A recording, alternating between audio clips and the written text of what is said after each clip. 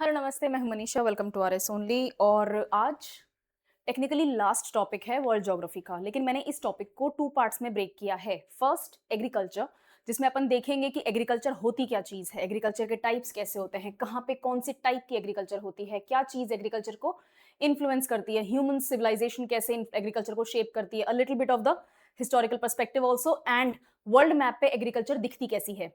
ठीक है। और मंडे को जो मेरी क्लास आएगी that's going to be a little lengthy, but उसमें होंगी सारी क्रॉप्स। मैंने टॉप 60 क्रॉप्स की लिस्ट बनाई है, और ये 60 क्रॉप्स में से कभी ना कभी एक आधी क्रॉप हर वक्त न्यूज में रहती है, जिसके कारण करंट अफेयर्स में भी क्वेश्चन बनता है एंड ज्योग्राफी में भी क्वेश्चन बनता है। For example wheat, rice, sorghum, आपका बाजरा, क्योंकि मिलेट्स वगैरह के ऊपर बहुत ज्यादा गवर्नमेंट का ध्यान है कि भाई हेल्दी है, मिलेट खाओ। तो मिलेट्स तीन चार तरीके के, उसके अलावा अपने पास में बहुत ज्यादा उसमें प्लांटेशंस के एग्जांपल्स हैं, कमर्शियल क्रॉप्स के एग्जांपल्स हैं। तो all these kinds of things upon crops के ऊपर, कौन सी क्रॉप को क्या वेदर चाहिए, कैसी सॉइल चाहिए, कब उसको सो किया जाता है, कब उसको हार्वेस्ट किया जाता है, किस टाइप की क्रॉप है, सीरियल है, पल्सेस हैं, प्लांटेशन है, कैश क्रॉप है, क्या है। 60 क्रॉप्स मंडे। ठीक है, आज अपन देखते हैं agriculture. So today it's going to be little on the shorter end, छोटी क्लास होगी, बट आपका बेसिक ऑफ एग्रीकल्चर क्लियर हो जाएगा। शुरुआत करेंगे अपन एग्रीकल्चर होता क्या है उससे। चलो लेट्स बिगिन। एग्रीकल्चर क्या चीज होती है? एग्रीकल्चर होते हैं, एग्रीकल्चर को अपन टाइप से स्टार्ट करेंगे। एग्रीकल्चर का मतलब यही होता है जो आपका प्राइमरी सेक्टर ऑफ इकोनॉमिक्स है। नाउ इकोनॉमिक्स के जो आपकी क्लासेस होंगी, राकेश वर्मा सर वो आपको types of economic parts of economy करवाएंगे, राइट, कि किस किस तरीके की सेक्टर्स होते हैं जो इकोनॉमिक में पार्टिसिपेट करते हैं। For example primary, secondary, tertiary, quaternary, ठीक है, जिसमें आप ब्लू कॉलर और गोल्ड कॉलर और वो सब कुछ भी पढ़ोगे। मेरा पूरा पर्सपेक्टिव प्राइमरी सेक्टर के ऊपर रहेगा, जिसमें से भी अपन एग्रीकल्चर के ऊपर फोकस करेंगे, और वो होगा आपका पूरा का पूरा फूड ग्रेन्स के ऊपर। किसके ऊपर? फूड। इसके ऊपर मैं फोकस रखने वाली हूँ ज्योग्राफी में, वर्ल्ड ज्योग्राफी में। ये सेम चीज आपके इंडियन ज्योग्राफी में भी मेंशन्ड है, और ये सेम चीज आपके राजस्थान ज्योग्राफी में भी मेंशन्ड है। Agriculture types, classification and crops. ठीक है, तो टाइप्स और क्लासिफिकेशन आज कर लेंगे, क्रॉप्स मंडे को करेंगे, एंड अकॉर्डिंगली इंडियन ज्योग्राफी और राजस्थान ज्योग्राफी का पार्ट साथ साथ चलेगा। ओके, चलो। तो एग्रीकल्चर के टाइप्स का मतलब क्या होता है भाई? हम एग्रीकल्चर को तीन तरीके से मोटा मोटी डिवाइड करते हैं। पहली बात तो पर्पस, एग्रीकल्चर कर किस लिए रहे हो, what is the requirement. Subsistence, खाने पीने के लिए, खुद के लिए यानी कि, ठीक है, या कमर्शियल, बेचने के लिए। यहाँ पर आपके कैश क्रॉप्स का काम आएगा, प्लांटेशन क्रॉप्स का काम आएगा, ठीक है, या फिर जो एकड़ों में और बहुत बहुत बड़े बड़े फार्मलैंड्स फैले हुए होते हैं, उनका एग्जाम्पल आएगा। ओके, इंटेंसिटी के अकॉर्डिंग करेंगे कि इसमें कितनी लेबर लगती है, कितने ज्यादा लोग एक फार्मलैंड के ऊपर पर कैपिटा इन्वॉल्व हैं, इंटेंसिटी पे डिपेंड करता है। तो इंटेंसिव और एक्सटेंसिव उसका पार्ट है। इसके अलावा मेथडोलॉजी, मेथडोलॉजी में अपन देखते हैं कि भाई ट्रेडिशनल टाइप ऑफ एग्रीकल्चर हो रही है या मॉडर्न टेक को यूज कर रहे हो। ट्रेडिशनल में अपन मेन्योर वगैरह को भी यूज करते हैं, जिसमें काउडंग वगैरह आता है, वो सब होते हैं। और मॉडर्न में अपन फर्टिलाइजर्स और पेस्टिसाइड्स और इंसेक्टिसाइड्स और इनको यूज करते हैं। इसके अलावा ट्रेडिशनल में बुलक कार्ट्स वगैरह का यूज किया जाता है, सिकल वगैरह का यूज किया जाता है। और मॉडर्न में किस चीज का यूज किया जाता है? ट्रैक्टर्स का, और बहुत बड़े बड़े जो फार्म मैकेनाइजेशन होता है उसका यूज होता है, राइट। चलो लेट्स बिगिन। सबसिस्टेंस और ट्रेडिशनल एग्रीकल्चर से स्टार्ट करेंगे। फर्स्ट पॉइंट, इसका पूरा फोकस होता है survival of the local community की नीड्स। इसमें बहुत मिनिमम लेवल पे मशीनरी का यूज किया जाता है। For example you can C over here subsistence. Okay, खुद के यूज के लिए या खुद के आसपास की जो कम्युनिटी है सिर्फ उसके यूज के लिए हम एग्रीकल्चर कर रहे हैं। और अगर सिर्फ इसी काम के लिए एग्रीकल्चर कर रहे हैं तो इसकी आउटपुट, इसकी यील्ड बहुत कम होगी। इसमें बहुत बड़ी बड़ी आपको मैशनाइजेशन देखने को नहीं मिलेगा। मशीन्स यूज हो रही हैं, ड्रोन्स यूज हो रहे हैं, बहुत हाईटेक फर्टिलाइजर्स यूज हो रहे हैं, सॉइल कार्ड्स निकल रहे हैं, वो सब नहीं देखने को मिलेगा। ठीक है, तो इसमें अपने पास में तीन तरीके के क्लासिफिकेशन है सबसिस्टेंस और ट्रेडिशनल एग्रीकल्चर में। प्रिमिटिव सबसिस्टेंस यानी कि शिफ्टिंग कल्टिवेशन यानी कि झुम कल्टिवेशन। क्या होता है? इस तरह से लैंड अपन डिवाइड मान लेते हैं, यहां पर ह्यूमन सेटलमेंट है, ठीक है। एक सीजन में यहां पर जो पेड़ पौधे थे इनको काट के ये जो क्लियर हो गई जमीन, इस जमीन पे इन्होंने एग्रीकल्चर कर ली, वन सीजन, ठीक है ना। अब क्या होता है, इस जमीन पे जो सॉइल है उसका न्यूट्रिशन डाउन चला जाता है। तो वो क्या करते हैं, बजाय कि यहां पर फर्टिलाइजर्स यूज करने के या बहुत ज्यादा मशीन कंट्रोल करने के, इस जगह जो पेड़ पौधे होते हैं, इस जगह जो फॉरेस्ट होते हैं, उनको वो कट करने लग जाते हैं। तो ये जगह आपको साफ मिल जाती है। जब ये जगह साफ मिल जाती है तो यहाँ पर अपनी फार्मिंग करते हैं। The same process goes over and over. इसमें दो कैटेगरी होती है, या तो पेड़ पौधों को काट रहे हैं, आपको फैलो जगह मिल जाएगी खाली, या फिर इधर आग लगाते हैं। ये कंट्रोल्ड बर्निंग होती है फॉरेस्ट की, ताकि आपको उपजाऊ जमीन मिल जाए। फॉरेस्ट लैंड है तो इट्स वेरी वेरी क्या कहते हैं, fertile, right? It's very fertile. तो फिर मैम जो जल जाता है वो तो ऐश हो जाता है। ये कैसे काम करता है? ऐश इज वेरी फर्टाइल। ओके, इसे कहते हैं शिफ्टिंग एग्रीकल्चर या फिर झुम कल्टीवेशन। इंडिया में इसको झुम कल्टीवेशन बोला जाता है। इसमें क्या होता है, फॉरेस्ट पैचेस को क्लियर करा जाता है, वेजिटेशन को बर्न कर दिया जाता है, और सॉइल, जो नई आपको सॉइल मिली है वहां पर फार्मिंग की जाती है। और इतनी ज्यादा इंटेंस लेवल पे फार्मिंग की जाती है कि वो जो सॉइल है अपना सारा न्यूट्रिशन खो देती है। तभी तो उनको बार बार और बढ़ना पड़ता है, जंगलों को और काटने के लिए आगे बढ़ना पड़ता है, राइट? अदरवाइज वो इसी सॉइल को फर्टिलाइजर वगैरह यूज करके, क्रॉप रोटेशन करके यूज कर सकते हैं, लेकिन वो नहीं कर पाते क्योंकि वो बहुत इंटेंसिव फार्मिंग करते हैं। यहाँ पे जो भी न्यूट्रिशन होता है वो सारा न्यूट्रिशन खींच लेते हैं सॉइल से और आगे बढ़ जाते हैं दूसरी जगह पे को आग लगाने के लिए, दूसरे जंगल को खत्म करने के लिए। ठीक है, ये कहाँ होता है? हिल राइस, मेज, कसावा और यैम्स, इनको उगाने के लिए किया जाता है। फिर है इंटेंसिव सब्सिस्टेंस। इंटेंसिव सब्सिस्टेंस में अपन बात करेंगे जनरली राइस की। इसमें और भी एग्जांपल्स होते हैं, no doubt about that, but rice इसमें ज्यादा अच्छे से समझ में आता है। अगर आपने राइस की कल्टीवेशन देखी है या फिर ऐसे वीडियोस देखे हैं जहां पर राइस की फार्मिंग हो रही है, तो आपने देखा होगा कि वो जब राइस को सो कर रहे होते हैं, राइस ग्रो हो रहा होता है, तब नहीं, जब राइस को वो हार्वेस्ट कर रहे होते हैं तो फील्ड में पानी है, राइट, लेकिन बहुत सारी लेबर इन्वॉल्व है और ये सीजनल लेबर होती है।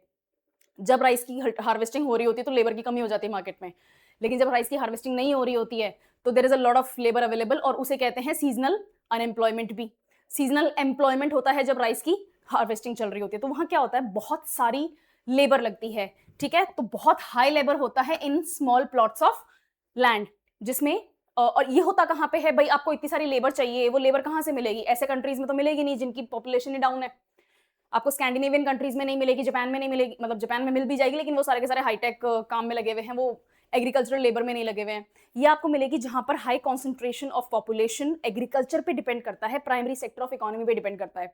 ठीक है, तो इसलिए आपको densely populated regions of south east Asia सबसे ज्यादा यहाँ मिलेंगे। इसमें क्या उगाते हैं लोग? Rice, soybean, wheat and pulses. अब ये व्हीट एंड पल्सेस वाला जो पॉइंट है इसमें आप यस लगा सकते हो, बट इसका बेस्ट एग्जाम्पल है राइस। नेक्स्ट है नोमैडिक हर्डिंग। नोमैडिक हर्डिंग का मतलब यही होता है, जो अपने बंजारे होते हैं, है ना, उनके पास में कैटल होता है, पेस्टोलाइट्स होते हैं, और वो बस दिन भर चलते हैं, उनके जानवर चरते हैं, रात होती है तो कहीं पे भी अपना डेरा लगाते हैं, मस्त आराम से रेस्ट करते हैं, सो जाते हैं, next day again they start travelling. इसे कहते हैं नोमैडिक। नोमैडिक क्यों बोलते हैं? क्योंकि according to the human history nomads यही थे, जो स्टोन एज में जो मैनकाइंड था, उस टाइम का जो टाइम था वो ऐसे ही थे। ठीक है, तो उनके पास में कोई स्ट्रिक्ट रेजिडेंशियल एरियाज नहीं थे जहां वो फिजिकली रहते हो, परमानेंटली उनका सेटलमेंट हो। ठीक है, तो वो मूवमेंट करते रहते थे, जैसे जैसे उनको नई जमीन मिलती थी, अच्छी मिलती थी, नए एनिमल्स मिलते थे, नई खाने पीने की चीजें मिलती थी, तो वो चलते रहते थे। अब क्या है, अब हमारे पास में स्टेबल सिविलाइजेशन है, लेकिन कुछ सोसाइटीज ऐसी हैं जिनमें आपको नोमैडिक एग्रीकल्चर प्रैक्टिस होता हुआ दिख जाएगा। ठीक है, चलो नेक्स्ट है commercial and large scale agriculture. अभी लार्ज स्केल एग्रीकल्चर जैसा कि आप फोटो में देख सकते हो, ये जनरली फार्मलैंड्स आपको देखने को मिलेंगे यूरोप में, अमेरिकाज में। अमेरिका से भी मेरा बहुत फोकस्ड मतलब इस कंट्री से है, और यूरोप में भी मेरा जो फोकस है वो, इनफैक्ट यूरोप तो पूरा ही है, स्पेशली जो सदर्न यूरोप है, जैसे इटली वगैरह हो गया, Spain, Greece, France and Liechtenstein. I don't understand the spelling of that country, but you know what?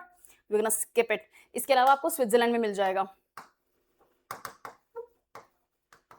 बाकी जो कंट्रीज हैं वो बहुत हाईली इंडस्ट्रियलाइज्ड है। In fact there are places in Germany also जहां पर आपको कमर्शियल कल्टीवेशन, कमर्शियल एग्रीकल्चर मिल जाएगी, but these are the main countries जहां पर आपको बहुत बड़े लेवल पे फार्मिंग होती हुई दिखेगी। लार्ज स्केल कल्टीवेशन होता है, हाईली मैकेनाइज्ड होता है। यहाँ पर व्हीट, कॉर्न यानी मक्का, बार्ले, ओट्स, ये सब उगाए जाते हैं। इसके अलावा प्लांटेशन एग्रीकल्चर होता है, जैसे कमर्शियल ग्रेन हो गया, राइट। फिर है प्लांटेशन। अब कमर्शियल ग्रेन और प्लांटेशन में क्या फर्क है? प्लांटेशन में आपके पास में स्पेशलाइजिंग कैश क्रॉप्स होती हैं जिनको आप सिर्फ बेचने के लिए उगाते हैं। Coffee, tea, rubber, sugar cane, ये पर्सनल लेवल पे यूज नहीं किया जाता क्योंकि इनके साथ में एक फूड प्रोसेसिंग की पूरी इंडस्ट्री जुड़ी हुई है। फॉर एग्जाम्पल आप व्हीट उगा रहे हो, ठीक है, तो अब व्हीट उगा लिया है ना, सिट्टा तैयार हो गया, आपने उसको झाड़ा, आपके पास में दाना आ गया, ग्रेन आ गया, and now you can use it, you can personally use it. आप उसको पीसोगे, आटा बन जाएगा और आप यूज कर लोगे। लेकिन this kind of process is not possible when you are talking about rubber, ठीक है, when you are talking about tea. इनके लिए प्रोसेसिंग जरूरी होती है जो इंडस्ट्रियलाइज लेवल पे ही होती है, इसलिए ये होती हैं कैश क्रॉप्स प्लांटेशन एग्रीकल्चर में। फिर होता है कमर्शियल डेयरी फार्मिंग। अभी कमर्शियल डेयरी फार्मिंग जिसमें आपने इस तरह के ही फार्मलैंड्स होते हैं और थाउजेंड्स के नंबर में आपके पास में हॉर्सेस, पिग्स, काउज, मतलब हर तरह के पोल्ट्री, हर तरह के एनिमल्स होते हैं जो ह्यूमन कंजम्पशन के लिए जरूरी हैं, या तो वो मीट के फॉर्म में कंज्यूम किए जा रहे हैं या फिर आप उनको डेयरी के फॉर्म में यूज कर रहे हो। इसमें सिर्फ डेयरी वाला एग्जाम्पल दिया हुआ है, डेयरी वाला एग्जाम्पल ही लेंगे, मीट कंजम्पशन वाला बाद में लेंगे, ठीक है, राइट। तो आप मिल्क उनसे डेराइव करते हो और मिल्क से आप मिल्क और खुद मिल्क और मिल्क प्रोडक्ट्स बनाते हो, तो डेयरी प्रोडक्ट्स होते हैं। कमर्शियल डेयरी फार्मिंग यहीं पे आता है, जिसमें specialised production of milk and dairy products near urban centres, for example milk, cheese, butter and cream. USA, Italy highly developed commercial dairy farming का जोन है। Then Mediterranean agriculture, highly specialised farming in Mediterranean climate, मैंने आपको पढ़ाया हुआ है कहां पे होता है। इसका बेस्ट एग्जांपल है इटली, यहां पर grapes, olives, figs, citrus fruits वगैरह उगाए जाते हैं। Commercial grain plantation, commercial dairy और मेडिटेरेनियन सिर्फ और सिर्फ एग्जाम्पल्स के कारण ही डिवाइड किए हुए हैं अलग अलग तरीके से, अदरवाइज पूरा का पूरा कमर्शियल लेवल पे ही काम होता है। एकड़ों में, कई सैकड़ों एकड़ों में जमीन फैली हुई होती है और उनके ऊपर एक साथ फार्मिंग होती है और ये एक ओनर पे होती है। They are rich people, okay, ठीक है। फिर है लैंड यूज इंटेंसिटी के ऊपर डिवाइड करके देखते हैं। इंटेंसिव फार्मिंग, जहां पर आपको पर हेक्टेयर मैक्सिमाइज करनी होती है यील्ड को, तो आप क्या करते हो, फर्टिलाइजर्स यूज करते हो और अच्छी खासी लेबर यूज करते हो, जैसे टमेटोज उगा रहे हो, इंटेंसिव राइस फार्मिंग कर रहे हो, पोल्ट्री फार्मिंग कर रहे हो।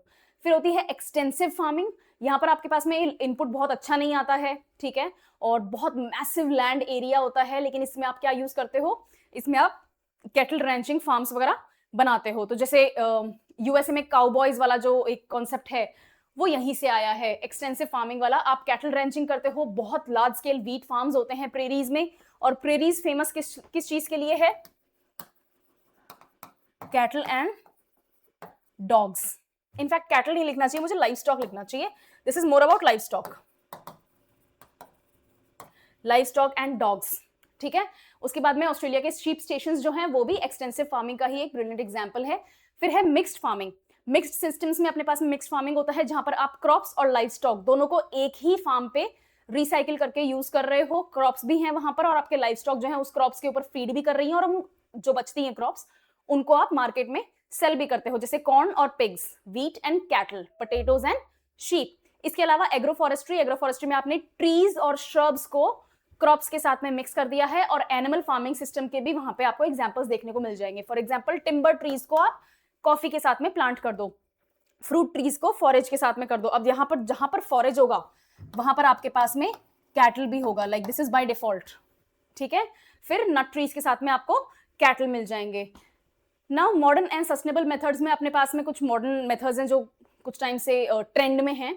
The only reason I am covering this is because इसके ऊपर काफी दुनिया भर की जो गवर्नमेंट्स हैं कुछ कहीं पे, ओके, आरपीएससी एग्जाम के लिए वर्ल्ड न्यूज जो हैं, करंट अफेयर्स जो हैं वो बहुत ज्यादा इंपॉर्टेंट नहीं है, लेकिन क्योंकि वर्ल्ड ज्योग्राफी में करंट अफेयर्स वाला पॉइंट लिखा हुआ है तो मैंने एग्रीकल्चर में इस चीज को इसीलिए इंक्लूड किया क्योंकि इनके ऊपर पूरी दुनिया में कुछ ना कुछ नया नया डेवलपमेंट होता जाता है, ठीक है। कभी कोई नई साइंटिफिक ब्रेक थ्रू हो जाती है, डिस्कवरी हो जाती है, और वो एग्रीकल्चर में कैसे यूज करते हैं, मॉडर्न टेक से यूज करते हैं। तो the only reason I have included this is that, okay.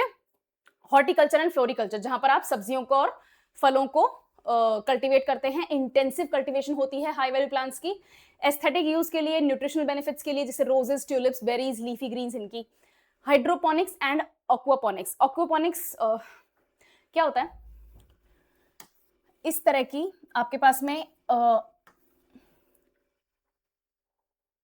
Piping होती है, और ये मैंने देखा था, it was very weird concept.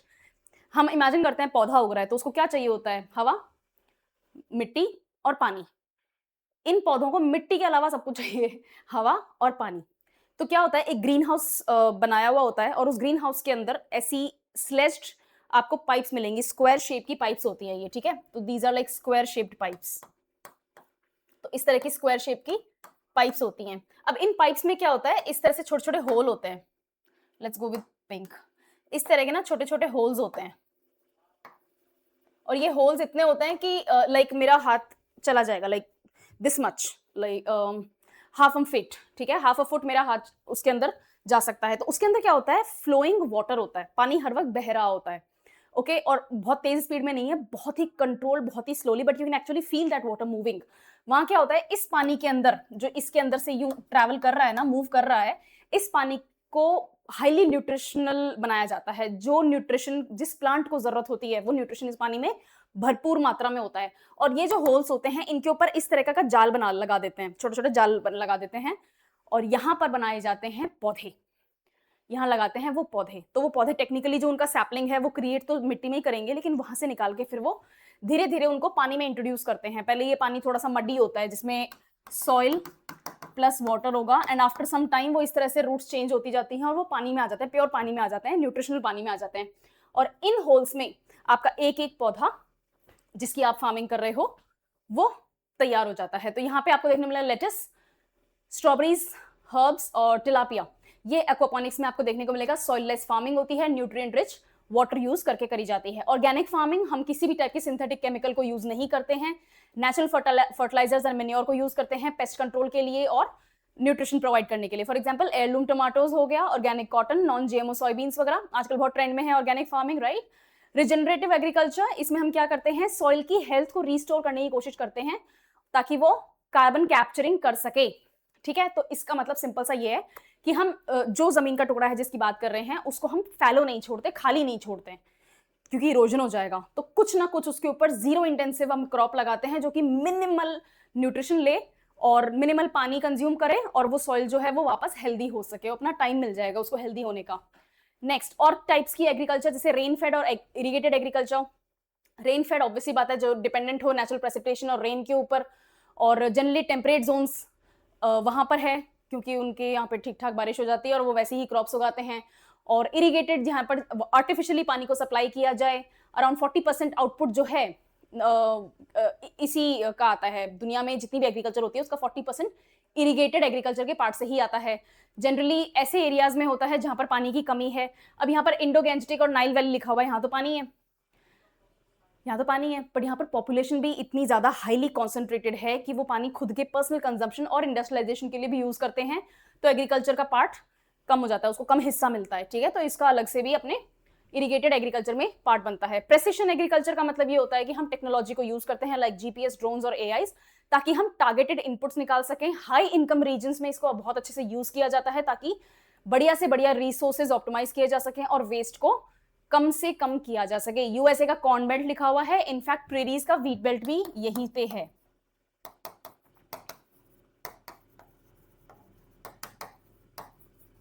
ठीक है, प्रेरीज का व्हीट बेल्ट भी आपके प्रिसीजन एग्रीकल्चर में ही आता है। देन लाइवस्टॉक रैंचिंग, इसको अपन ऑलरेडी समझ चुके हैं। ठीक है, ऐसी कमर्शियल हर्डिंग होती है बहुत लार्ज एस्टेट्स में, सैकड़ों एकड़ में जमीन फैली हुई होती है और वहां पर कमर्शियल लेवल पे हर्डिंग होती है, एक्सटेंसिव लैंड यूज होता है। और ये जो लाइवस्टॉक रैंचिंग है, ये मिल्क एंड मीट, इन दोनों के लिए होता है। वहां पर अपन ने सिर्फ dairy farming, commercial dairy farming देखी थी, क्योंकि मिल्क और मिल्क प्रोडक्ट्स का था। यहाँ पर मिल्क एंड मिल्क प्रोडक्ट्स तो है ही है, इसके अलावा मीट भी है। तो अर्जेंटीना में जो पैम्पास ग्रासलैंड्स हैं वहां पर आपको देखने को मिलेगा लाइवस्टॉक रैंचिंग।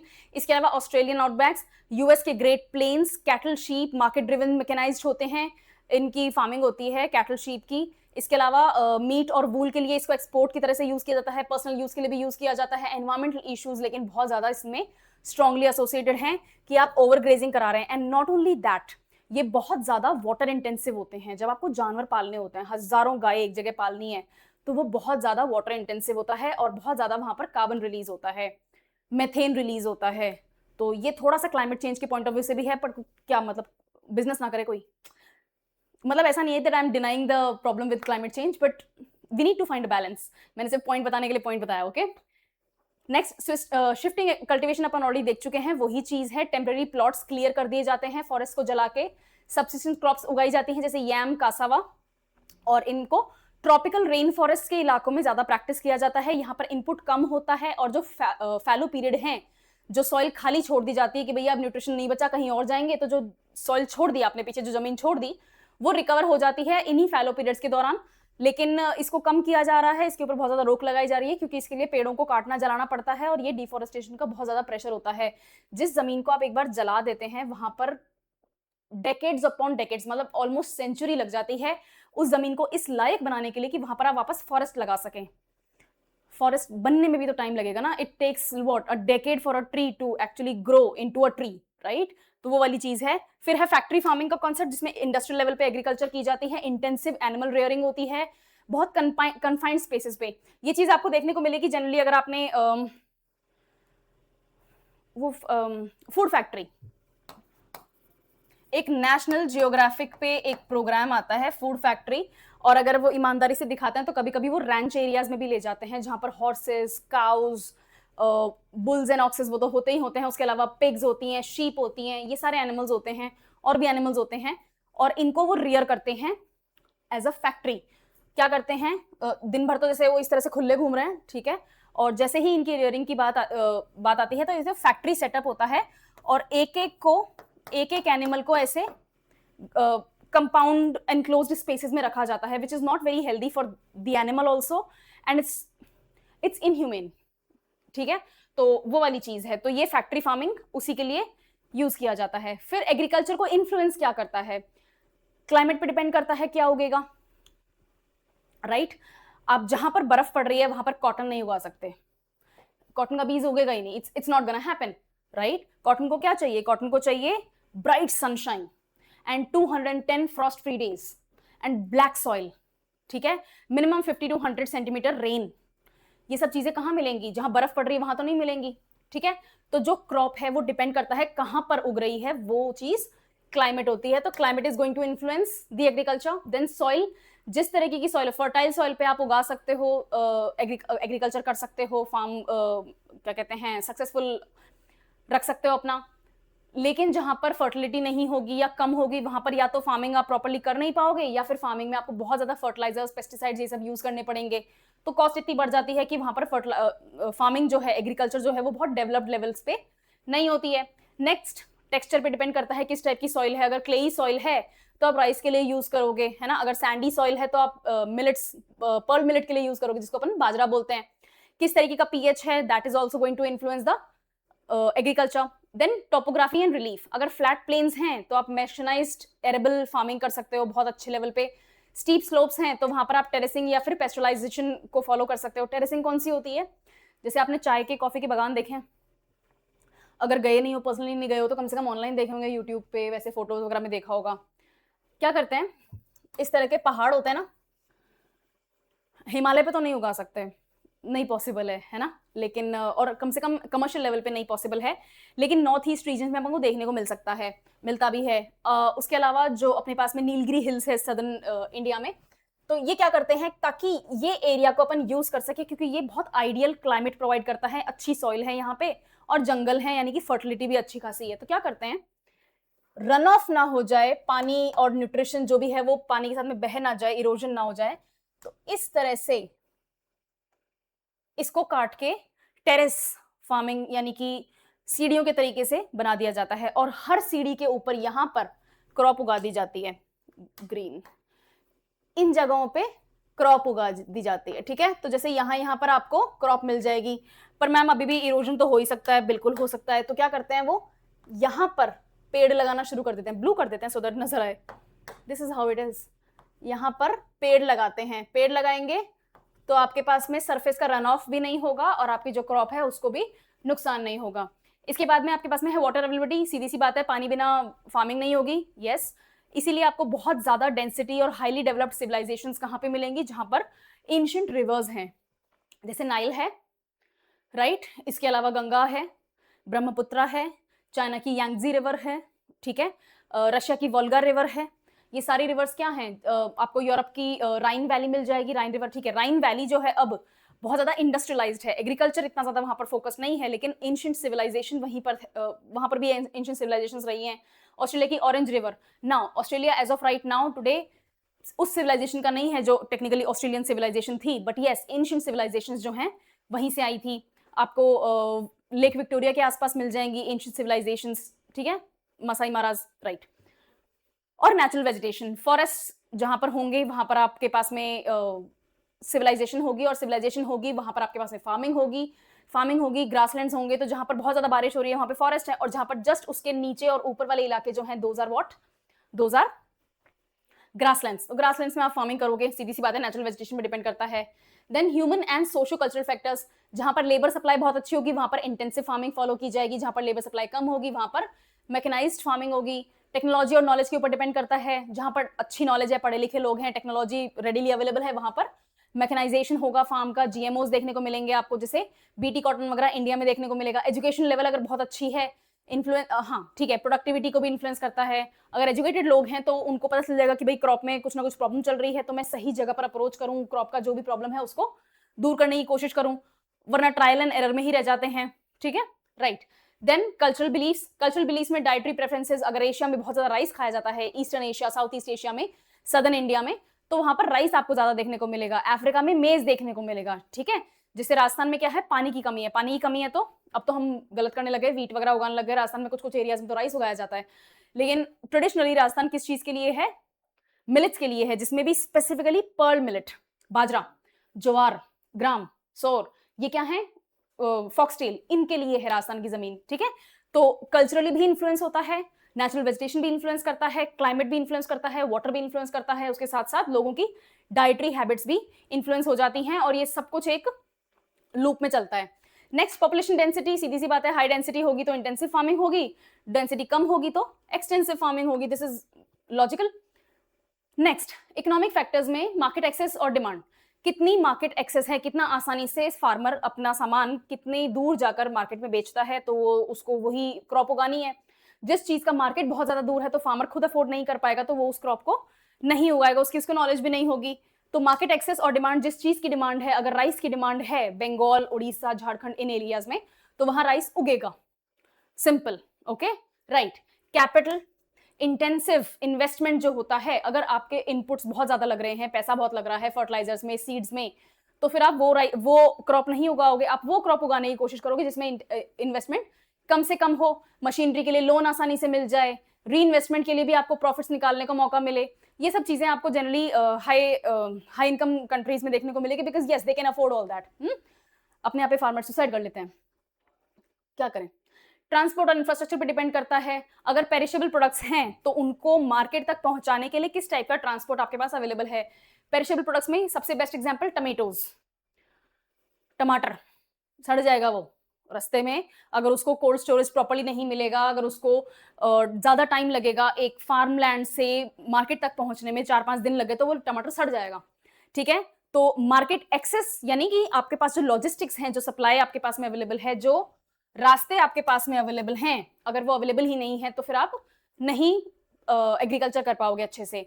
नेक्स्ट, गवर्नमेंट की पॉलिसीज कैसी हैं। अब ये मैंने यहाँ पर यूनाइटेड स्टेट्स का एग्जांपल दे रखा है फार्म बिल्स पे, कि भाई वहां पर सब्सिडीज किस चीज पे अवेलेबल है। अमेरिका को भी अपने फार्मर्स को सब्सिडी देनी होती है, वही झंझट है वर्ल्ड ट्रेड ऑर्गेनाइजेशन में अपने साथ में, बट एनीवे अपने यहाँ पर सब्सिडीज हैं। ठीक है, उसके अलावा अपन क्या देते हैं, एमएसपी, इकोनॉमी का पॉइजन, बट एमएसपी देते हैं। ये जरूरत पड़ जाती है कुछ जगहों पे, रियली डेलिबरेटली इसको देना जरूरी भी है, कुछ जगहों पे पॉलिटिक्स हो रही है, but will not talk about the gossip behind it. ये चीजें गवर्नमेंट की पॉलिसी होती है, जिस चीज के ऊपर एमएसपी अवेलेबल है फार्मर वही अब उगाएगा। कि भाई बाई चांस अगर मार्केट में अनावृष्टि हो गई, सॉरी अतिवृष्टि हो गई, रेट गिर गई, मेरा सामान मार्केट तक नहीं पहुंच पाया, तो कम से कम government is going to buy it, और एक मिनिमम मेरे को अमाउंट उसका मिल जाएगा। राइस पे लगा रखी है आपने एमएसपी। ठीक है, लेट्स गो अहेड। एनवायरमेंटल और बायोटिक फैक्टर्स, पेस्ट, डिजीज और वीड्स पे डिपेंड करता है, कैसे पैरासाइट्स अवेलेबल हैं, कैसे पैथोजेंस हैं, कितना जल्दी क्रॉप को डैमेज हो जाता है।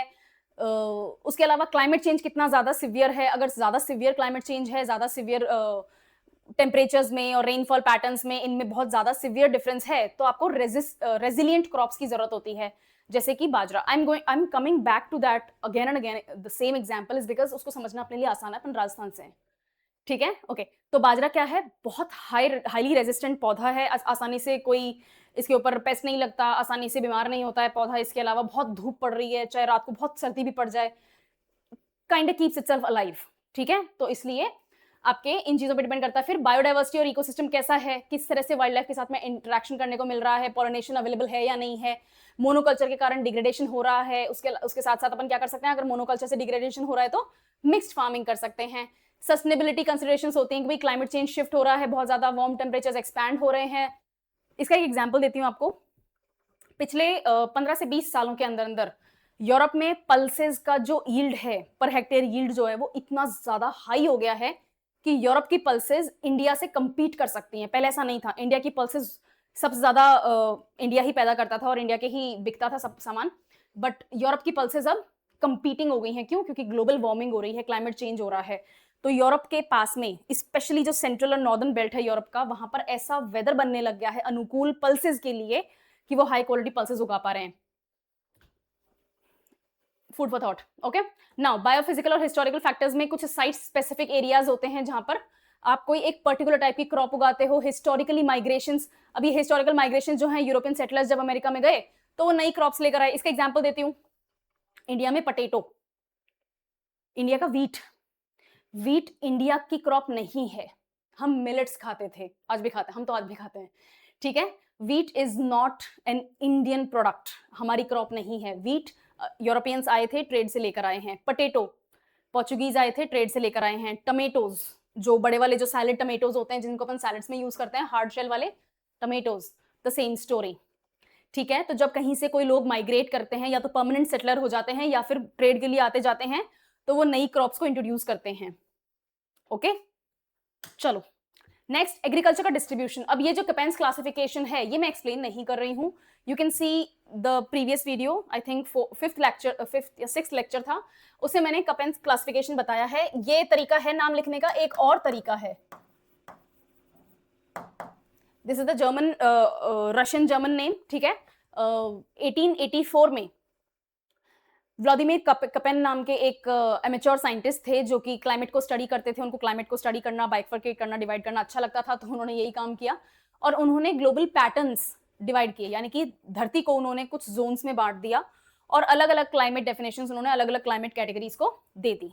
ना ए ट्रॉपिकल को बोलते हैं, बी एरिड को बोलते हैं, सी और D temperate, semi temperate, mid latitudes इनको बोलते हैं, और ई बोलते हैं पोलर, यानी कि पर्माफ्रॉस्ट को, जहां पर हमेशा बर्फ रहती है या फिर साल के ज्यादातर टाइम बर्फ रहती है। इन जोन्स को अपन अगर डिवाइड कर देते हैं तो अपने पास में दुनिया की ऐसी शक्ल आती है। जैसा क्लाइमेट होता है, और कपेन का क्लासिफिकेशन जो है वो मोस्ट एक्यूरेट है आज की डेट में, as of right now most widely accepted and accurate depiction of the world climate zones. उसके अकॉर्डिंग आपको अलग अलग टाइप की फार्मिंग देखने को मिलेगी। जैसे पर्माफ्रॉस्ट है, ई है, E E T E F, ET और ईएफ था ई का division. Guys please tell me कि कैपेंस क्लासिफिकेशन रट लिया, वो करना जरूरी है, ठीक है। हाँ ठीक है, तो अब यहाँ पे पर्माफ्रॉस्ट है, look at this place, permafrost है ना, साइबेरियन रीजन है, पर्माफ्रॉस्ट है, कोई वहां पर फार्मिंग नहीं हो रही है, राइट, लिटिल और नो एग्रीकल्चर। इसके अलावा ये जो एक्सट्रीम येलो दिख रहा है, this is Siberian desert, this is North Alaskan Siberian desert, यहां पर Taklamakan Gobi desert, Tibetan highlands, Thar desert, Arabian desert, Saharan desert, Ethiopian desert, ये एरियाज दिख रहे हैं। यहां पर होती है नोमैडिक हर्डिंग, क्योंकि इंसान तो रह रहा है तो वो क्या करता है, नोमैडिक हर्डिंग प्रैक्टिस कर रहा है, ठीक है। इसके अलावा कुछ इंटरेस्टिंग पॉइंट दिखा देती हूँ। ओके, लाइफ स्टॉक रैंचिंग, अपन ने देखा था कि अर्जेंटीना में पेम्पास ग्रासलैंड्स हैं और वहां पर क्या होती है, लाइफ स्टॉक रैंचिंग होती है। तो लुक एट दिस पिंक वाला पोर्शन पूरा का पूरा ब्राजील में भी आपको देखने को मिल जाएगा एंड प्रेरीज में देखने को मिल जाएगा, थोड़ा बहुत वेनेजुएला का पार्ट भी देखने को मिल जाएगा। साउथ अफ्रीका में वेल्ड्स हैं, वेल्ड्स में देखने को मिलेगा, और यहाँ पर स्टेपीज हैं, स्टेपीज में मिलेगा, एंड ऑफ कोर्स ऑस्ट्रेलिया की ग्रेट विक्टोरियन डेजर्ट, डेजर्ट को छोड़कर जहां पर कोई एग्रीकल्चर नहीं पॉसिबल है, उसके चारों तरफ वाले इलाके में आपको देखने को मिल जाएगा। नेक्स्ट और कुछ देखें, और कौन सा पॉइंट देखना चाहते हो, कौन सा पॉइंट देखना चाहते हो, कमर्शियल फार्मिंग देखनी है, commercial farming see for example commercial dairy farming की अगर अपन बात करते हैं तो कमर्शियल डेयरी फार्मिंग आपको सदर्न कैलिफोर्निया के रीजन में मिल जाएगा, अमेरिका का जो नॉर्दर्न रीजन है, कैलिफोर्निया का northern part, and then Washington state, Seattle, उन सारे एरियाज में मिल जाएगा। अपार्ट फ्रॉम दैट आपको कमर्शियल डेयरी मिलेगी नॉर्दर्न यूरोप, यूके, इन एरियाज में कमर्शियल डेयरी में ही थे ना अपन, हाँ ठीक है, राइट। इन जगहों पे बहुत बहुत ज्यादा लेवल पे कमर्शियल डेयरी फार्मिंग होती है। जो 5 ग्रेट डेजर्ट लेक्स हैं यूएस की, उनके चारों तरफ भी मिल जाएंगी। Commercial grain farming, as you can see, इसको डिलीट कर देते हैं जो अपन ने मार्क किया है, and then it's going to be better to सी।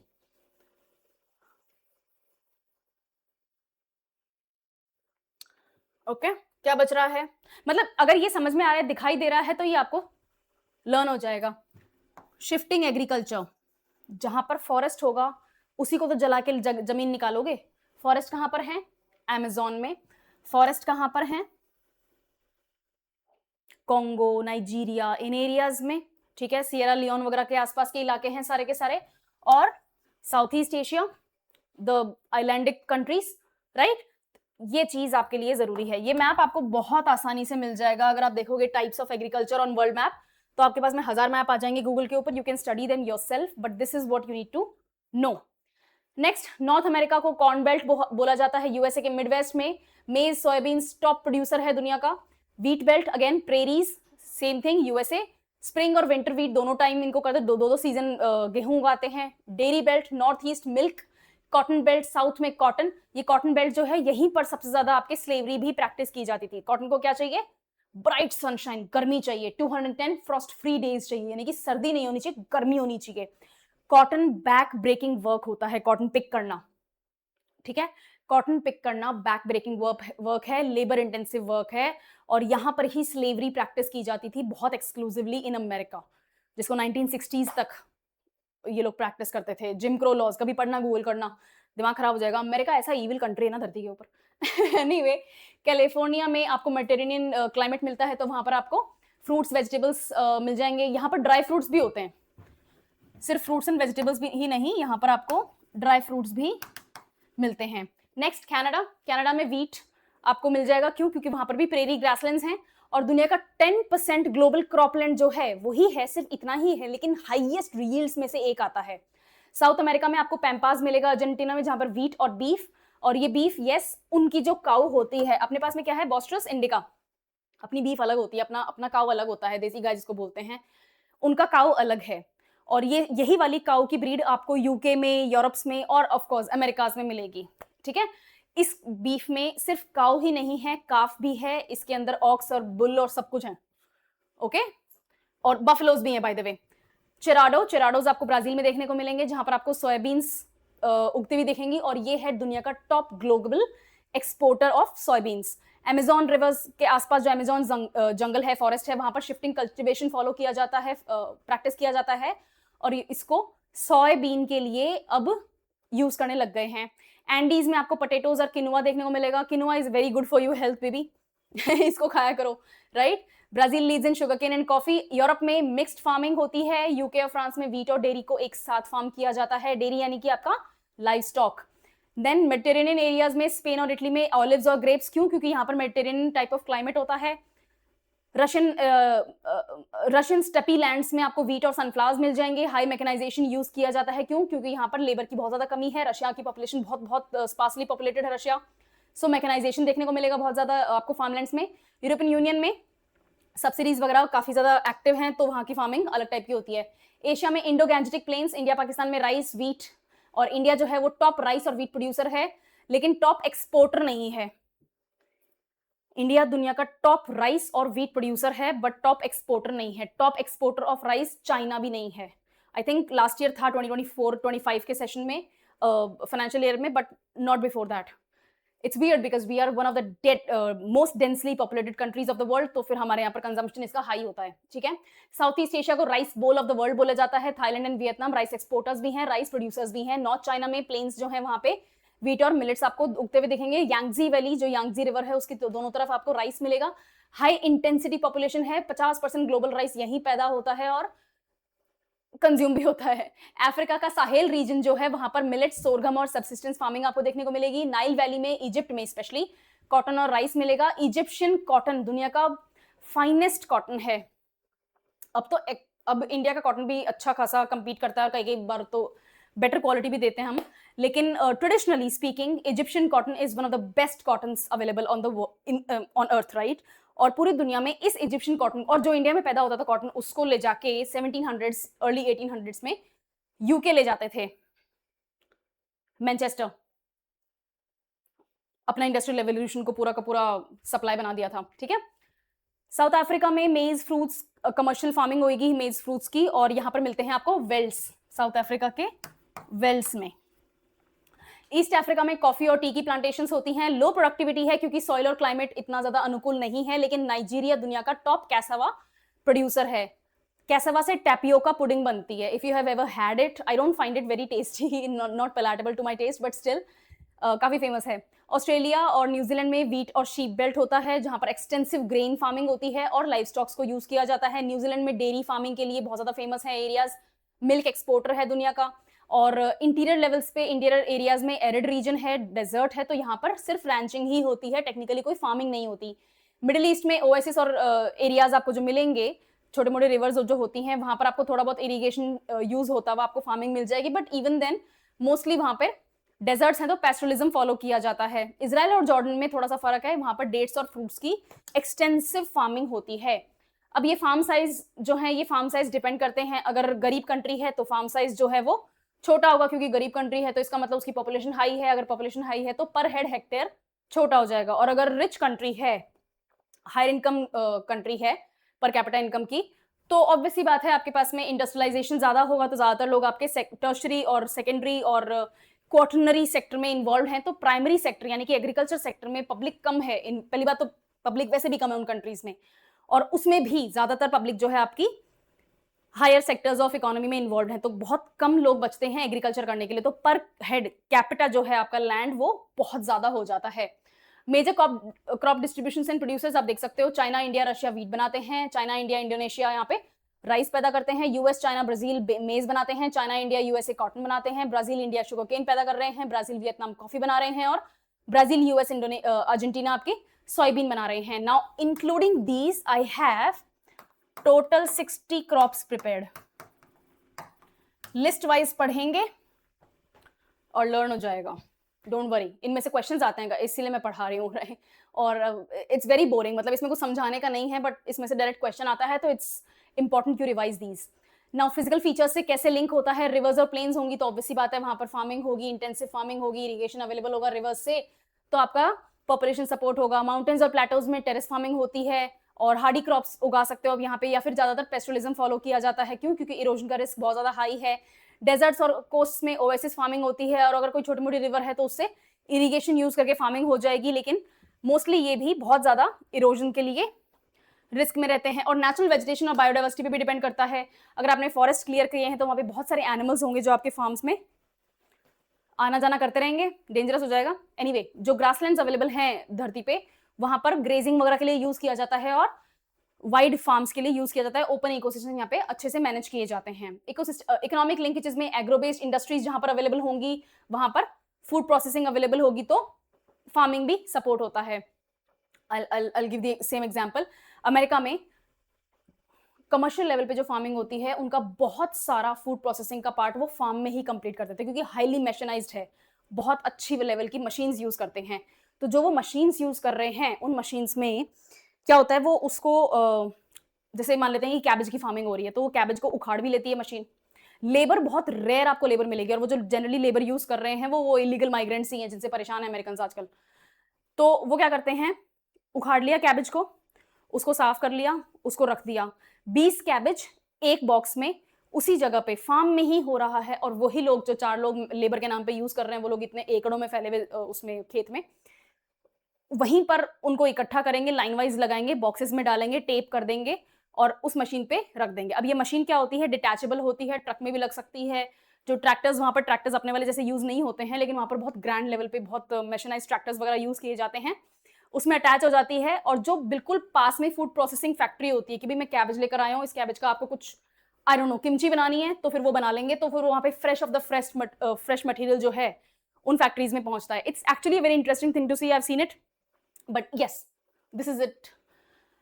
फिर टेक्सटाइल के लिए कॉटन, इंडिया में यस, एग्रो बेस्ड इंडस्ट्रीज, अपने पास में बहुत ज्यादा कपड़ा मिल अवेलेबल है आपको, महाराष्ट्र में, गुजरात में, मध्य प्रदेश में एंड पार्ट्स ऑफ राजस्थान, जहां पर कॉटन उग रही है, वहीं पर कॉटन का कपड़ा भी बन रहा है. चाहे वो फाइबर से स्टार्ट करो और आई डोंट नो गारमेंट तक लेके जाओ, ठीक है, राइट. नेक्स्ट, ट्रांसपोर्ट नेटवर्क भी अवेलेबल होना चाहिए, और जीडीपी में इसका कंट्रीब्यूशन कितना होता है. नाउ दिस कीप्स वेरिंग, ये जो नंबर है ये बदलता रहता है, तो उसके ऊपर ध्यान देने की जरूरत नहीं है. ट्रेड और मार्केट, एक्सपोर्ट जोन्स कैसे हैं, ब्राजील में जैसे सोयाबीन का फार्मिंग होता है, तो ब्राजील एक्सपोर्टर भी है, दुनिया का सबसे ज्यादा बड़ा सोयाबीन एक्सपोर्टर है, तो उसी पे डिपेंड करता है.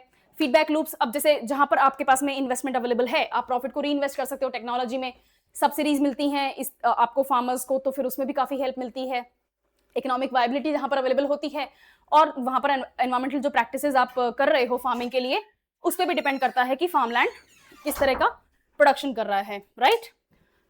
Lastly environmental impact, soil degradation होगा, इरोजन हो जाएगा, तो आपका ऑब्वियसली बात है जो आपकी लेगेसी है कुछ उगाने की, कुछ फार्मिंग करने की, वो उसको डिस्ट्रक्शन होएगा।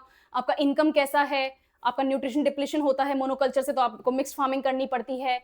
आप ओवर एक्सट्रैक्शन कर रहे हैं तो पानी की कमी हो जाती है, पोल्यूशन हो रहा है रन ऑफ से, फर्टिलाइजर्स वगैरह जो आप यूज करते हो, अगर आपने एक सीजन अपनी फार्मलैंड खाली छोड़ दी और आपने पिछले सीजन में बहुत फर्टिलाइजर्स यूज किए थे, बहुत केमिकल पेस्टिसाइड्स यूज किए थे, तो एक सीजन जो आपने खाली छोड़ दिया, बारिश हुई और वो जो टॉप सॉइल में मिक्स्ड केमिकल्स हैं वो रन ऑफ करते हैं, वो फ्लो करते हैं, तो दूसरी जगह पे फ्लो करेंगे, वो वहां पे पोल्यूशन करेंगे या फिर रिवर्स में मिक्स होंगे, they are going to pollute everything, ठीक है। बायोडाइवर्सिटी लॉस होता है, ये स्पेशली आपको शिफ्टिंग एग्रीकल्चर में देखने को मिलेगा, या फिर पेस्टिसाइड्स जो आप बहुत ज्यादा highly contaminative chemical generated pesticides use करते हो उसमें भी मिलेगा।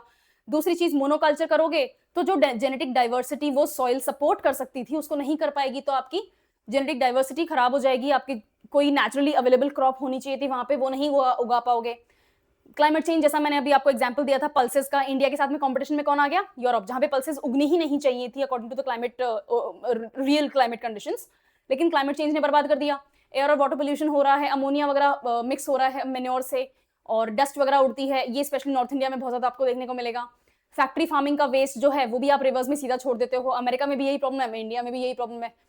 कुछ कुछ चीजें ऐसी हैं जिनको पढ़ के यकीन नहीं होता, जिनको जान के, और like I just said I have seen it, America technically first world कहलाना ही नहीं चाहिए। जो सिविक सेंस का प्रॉब्लम आपको इंडिया में मिलेगा वो बहुत कुछ आपको अमेरिका में मिल जाएगा। जो पोल्यूशन, जो lack of respect towards human life, lack of respect toward a fellow citizen, ये जो चीजें हैं जो आपको इंडिया में बहुत ज्यादा चुभ रही हैं आजकल, मुझे भी चुभ रही हैं, वो आपको अमेरिका में मिलेगा। एग्जाम्पल दुनिया के लिए होना चाहिए यूरोप, वो भी वेस्टर्न यूरोप या नॉर्थ वेस्टर्न यूरोप, फिर कभी बात करेंगे इस बारे में, अभी यहाँ देखते हैं। और सस्टेनेबिलिटी, ठीक है, अब एग्रो फॉरेस्ट्री जो है उसको एनवायरमेंट इकोनॉमी में आपको इंटीग्रेट करना है, ऐसी पॉलिसीज बनानी है ताकि आप वेस्टेज ना करो और पोल्यूशन ना क्रिएट करो। इसका बेस्ट एग्जांपल है जैसे drip irrigation, right, Israeli tech drip irrigation, तो इसका जो इम्पैक्ट है वेस्टेज ऑफ वाटर के ऊपर वो बहुत कम होता है, ठीक है। और ग्लोबल इनिशिएटिव्स लिए जा रहे हैं क्लाइमेट रेजिलियंस के लिए, एग्रीकल्चर को भी टाई किया जा रहा है।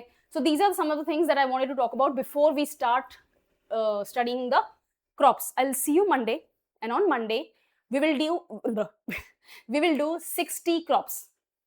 60, yes, 60 crops. कौन कौन सी होंगी? Wheat, rice, maize, soybean, mango, apple, ठीक है। इसके अलावा कुछ अपन कमर्शियल फार्मिंग की बात करेंगे, जैसे रबर हो गया, टी, कॉफी, कोको प्लांटेशंस, ठीक है। इसके अलावा थोड़ी सी अपन लाइव स्टॉक के साथ में मिक्स की भी बात करेंगे, बट दीज 60 क्रॉप्स जिनको मैं बताऊंगी आपको, कौन सा वेदर चाहिए, क्या उनको फर्टिलाइजर चाहिए, किस चीज की उनको सॉइल में रिक्वायरमेंट होती है, कब इनको सो किया जाता है, कब इनको हार्वेस्ट किया जाता है, खरीफ, रबी या जायद सीजन की है, कमर्शियली यूज किया जाता है या सब्सटेंस यूज किया जाता है, all these things we are going to talk about. एक स्लाइड पे एक क्रॉप करेंगे, विद इन 1 आवर मैं वो क्रॉप्स कवर करूंगी जो हाई फ्रीक्वेंसी रखते हैं एग्जाम में आने की, डायरेक्ट क्वेश्चंस, और फिर कुछ क्वेश्चंस की प्रैक्टिस करेंगे। ओके, चलो, आई सी यू मंडे, बाय बाय।